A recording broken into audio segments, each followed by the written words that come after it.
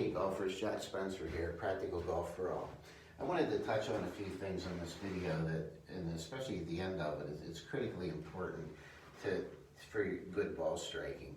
If you remember in my last video, I mentioned that this trail arm needs to turn over and straighten through impact. That's not a flip of the wrist, that's an arm movement. It's very similar to a karate punch where you come out and you get to the end of your punch and you twist your arm and snap it. And it concentrates all your power on these two knuckles. So when you come into this, to make this strike on this trail arm is not going to be straight, but it's going to be in a process of straightening. And that's that snap. That gives you a little extra oomph through and beyond the ball. In order to do this properly, you have to be cognizant of your ball position. It's something that pros look at all the time, and most amateurs don't. This is a 60-degree lob wedge. It has the shortest shaft and the most offset of any club in your bag. And I'm going to play this just ahead of the middle of my stance. And the reason being is, in almost every good shot, you're going to have your lead hand opposite your front hip at impact. So when I come into this, I'm here, I'm there, I'm striking it with a nice descending blow. My hands are well ahead of the club head, which is where they should be, in order to impart a lot of spin into the back of the ball as a straight shot. When you get into the longer clubs, and especially with the big boy, the driver, you must give yourself time and space to allow this big head to square. I see a lot of people go up to the first tee, they tee their ball up and take their stance like this, and right away they have no chance. That ball's just a little bit ahead of my midline. This club does not have the offset that 60-degree lob wedge has, and it's got a lot more length. You must allow it the opportunity to square. I think a much better way to address a driver would be to tee the ball up, set your front foot, and then set your rear foot.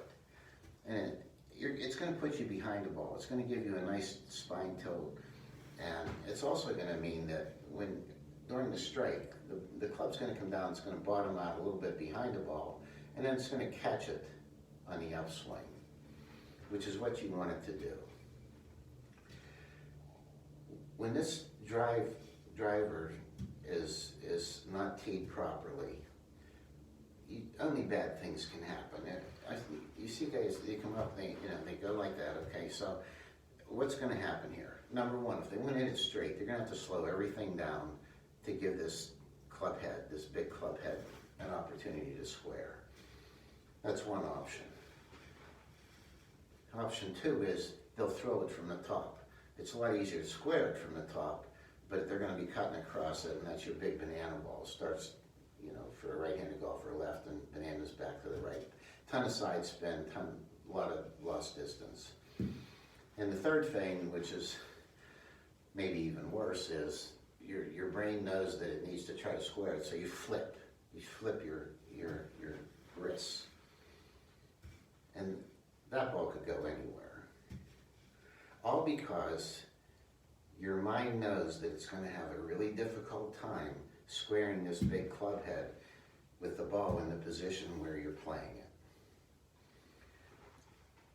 So be cognizant of your ball position for every shot. Give this driver a chance to come down there. My lead hand's opposite my hip, and when it comes in here, it's going to square. Back here, if I do put a normal swing on it and swing hard, that club's never going to square. That ball's going to start right, and it's going to go further right. Depending on how fast you swing, it could go really far right. So don't think that I mentioned anything about flipping the wrists in that last video. It's a roll over of this and straightening of this trail arm. Think of pointing the toe of the club down your target line like that after impact. It happens happen so quickly, you're not gonna snap hook them.